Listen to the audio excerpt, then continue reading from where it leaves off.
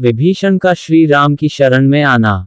रावण से अपमानित होकर विभीषण अपने 4 भयंकर तथा पराक्रमी अनुचरों के साथ आकाशमार्ग से 2 ही घड़ी में उस स्थान पर आ गए जहां लक्ष्मण सहित श्री राम विराजमान थे। बुद्धिमान महापुरुष विभीषण ने आकाश में ही स्थित रहकर सुग्रीव तथा अन्य वानरों की ओर देखते हुए उच्च स्वर से कहा, हे वानरराज, मैं लंका के राजा रावण का छोटा भाई विभीषण हूँ। मैं रावण के उस कुकृत्य से सहमत नहीं हूँ जो उसने सीता जी का हरण करके किया है।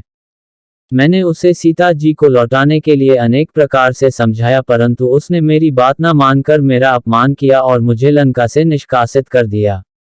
इसलिए अब मैं यहाँ श्री रामचंद्र जी की शरण में आया हूँ। आप उन्हें मेरे आगमन की सूचना भिजवा दें। विभीषण की बात सुनकर सुग्रीव ने रामचंद्र के पास जाकर कहा, हे राघव, रावण का छोटा भाई विभीषण अपने 4 मंत्रियों सहित आपके दर्शन करना चाहता है। यदि आपकी अनुमति हो तो उसे यहाँ उपस्थित करूं। किंतु मेरा विचार है कि हमें शत्रु पर सोच समझकर ही विश्वास करना चाहिए। एक तो राक्षस वैसे ही क्रूर, कपटी और मायावी होते हैं, फिर यह तो रावण का सहोदर भाई ही है। ऐसी दशा में तो वह बिल्कुल भी विश्वसनीय नहीं है। किंतु आप हमसे अधिक बुद्धिमान हैं। जैसी आपकी आज्ञा हो वैसा करूं। सुग्रीव के तर्क सुनकर रामचंद्र जी बोले, हे वानरराज, आपकी बात सर्वथा युक्तिसंगत और हमारे हित में है, परंतु नीतिज्ञ लोगों ने राजाओं के 2 शत्रु बताए हैं। एक तो उनके कुल के मनुष्य और दूसरे उनके राज्य के सीमावर्ती क्षेत्रों पर शासन करने वाले अर्थात पड़ोसी शासक। ये दोनों उस समय किसी राज्य पर आक्रमण करते हैं जब राजा किसी व्यसन अथवा विपत्ति में फंसा हुआ होता है। विभीषण अपने भाई को विपत्ति में पड़ा देखकर हमारे पास आया है। वह हमारे कुल का नहीं है। हमारे विनाश से उसे कोई लाभ नहीं होगा।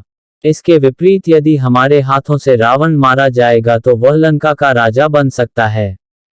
इसलिए यदि वह हमारी शरण में आता है तो हमें उसे स्वीकार कर लेना चाहिए। कव ऋषि के पुत्र परम ऋषि कंडू ने कहा है कि यदि दीन होकर शत्रु भी शरण में आए तो उसे शरण देनी चाहिए। ऐसे शरणागत की रक्षा न करने से महान पाप लगता है। इसलिए शरण आए विभीषण को अभय प्रदान करना ही उचित है। अतः तुम उसे मेरे पास ले आओ। जब सुग्रीव विभीषण को लेकर राम के पास आया तो उसने दोनों हाथ जोड़कर कहा, हे धर्मात्मन, मैं लंकापति रावण का छोटा भाई विभीषण हूँ। यह जानकर मैं आपकी शरण में आया हूं कि आप शरणागत वत्सल हैं। इसलिए आप मुझ शरणागत का उद्धार कीजिए। विभीषण के दीन वचन सुनकर श्री रामचंद्र जी ने उसे गले से लगाते हुए कहा, हे विभीषण, मैंने तुम्हें स्वीकार किया, अब तुम मुझे राक्षसों का बलाबल बताओ।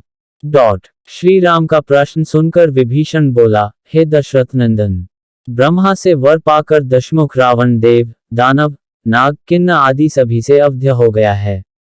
उसका छोटा भाई कुंभकर्ण, जो मुझसे बड़ा है, भी अद्भुत पराक्रमी, शूरवीर तथा तेजस्वी है। उसके सेनापति का नाम प्रहस्त है, जिसने अपने शौर्य का प्रदर्शन करते हुए कैलाश पर्वत पर दुर्दमनीय मणिभद्र को पराजित किया था। रावण के पुत्र मेघनाद ने तो इंद्र को परास्त करके इंद्रजित की उपाधि अर्जित की है। मेघनाद का भाई महापार्श्व भी अकंपन नामक पराक्रमी राक्षस को मारकर संसार भर में विख्यात हो चुका है। रावण के सेनापति तथा सेनानायक युद्ध कौशल में एक दूसरे से बढ़कर हैं। विभीषण के मुख से लंका के वीरों की शौर्य गाथा सुनकर श्री रामचंद्र बोले, हे विभीषण, इन समस्त बातों को मैं जानता हूँ। इतना सब होते हुए भी मैं आज तुम्हारे सम्मुख प्रतिज्ञा करता हूँ कि मैं रावण का उसके पुत्रों, मंत्रियों एवं योद्धाओं सहित वध करके तुम्हें लंका का राजा बनाऊंगा। अब वह कहीं जाकर किसी की भी शरण लेकर मेरे हाथों से नहीं बचेगा। यह मेरी अटल प्रतिज्ञा है। श्री रामचंद्र जी की प्रतिज्ञा सुनकर विभीषण ने उनके चरण स्पर्श करके कहा, हे राघव, मैं भी आपके चरणों की शपथ लेकर प्रतिज्ञा करता हूं कि मैं रावण को उसके वीर योद्धाओं सहित मारने में की पूरी सहायता करूंगा। विभीषण की प्रतिज्ञा सुनकर रामचंद्र जी ने लक्ष्मण से समुद्र का जल मंगवाया और उससे विभीषण का अभिषेक करके संपूर्ण सेना में घोषणा करा दी कि आज से महात्मा विभीषण लंका के राजा हुए।